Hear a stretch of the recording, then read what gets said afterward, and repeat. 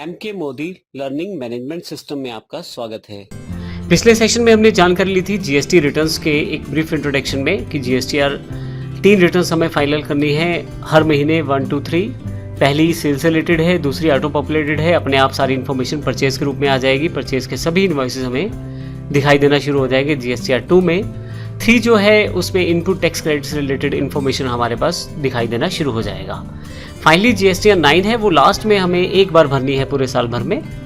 और हमने ये देखा था लास्ट टाइम कि अगर जीएसटीआर रिटर्न्स में सब कुछ ठीक है, हमने जुलाई की जो रिटर्न है वो जीएसटीआर 1 अगस्त में 10 अगस्त तक फिल करनी है। जीएसटीआर 2A 11 अगस्त तक हमारे अकाउंट में शो होनी शुरू हो जाएगी, जिसमें सभी परचेज से रिलेटेड इन्फॉर्मेशन रहेगी। और जीएसटीआर 3 जो है 20 अगस्त तक हमें सबमिट करनी है, जिसमें हमें जो टैक्स पे था, जो टैक्स हमने रिसीव किया था सेल्स करते समय और जो टैक्स हमने पे किया था परचेज करते समय, उन दोनों को एडजस्ट करके अगर टैक्स पेएबल रहता है तो जीएसटीआर 3 में हमें वो पे करना है। लेकिन अगर ऐसा केस हो जिसमें कोई इन्फॉर्मेशन आपकी मैच नहीं कर रही है, तो ऐसे केस में क्या किया जाएगा, तो आइए देखते हैं इसको एग्जाम्पल के साथ। हमारे पास यहाँ मान लीजिए मैंने जीएसटीआर 1 10 तारीख को भर दी।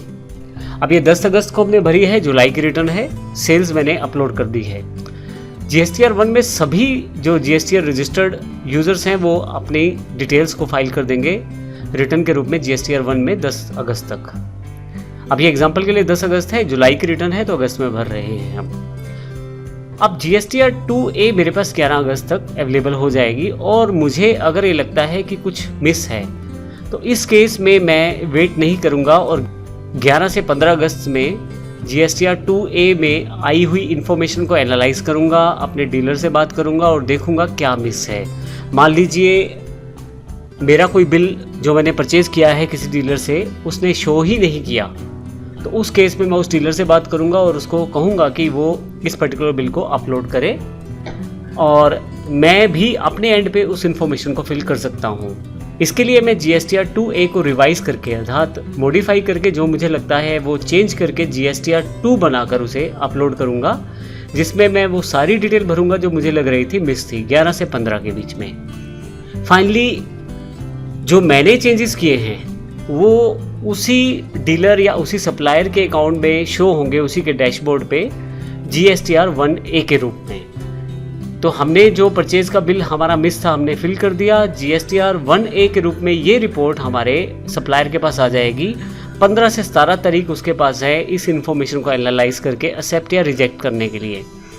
अब अगर वो एक्सेप्ट कर लेता है तो ये 4th स्टेप रहेगा 15 से 17 के बीच।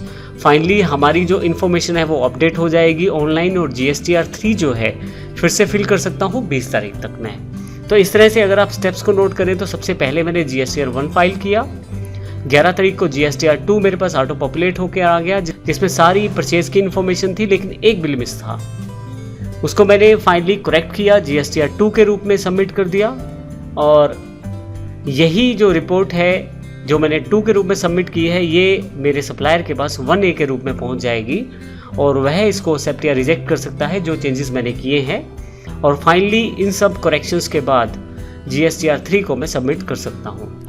अब हमने ये प्रोसेस क्यों फॉलो किया है? अब एक बहुत ही इंपॉर्टेंट पॉइंट यहाँ पे है, वो ये है कि अगर मान लीजिए जिस सप्लायर से हमने परचेज किया है वो अपने बिल को वहाँ शो नहीं करता, इसका अर्थ ये होगा कि उसने जो टैक्स कलेक्ट किया है हमसे उसको सबमिट नहीं किया।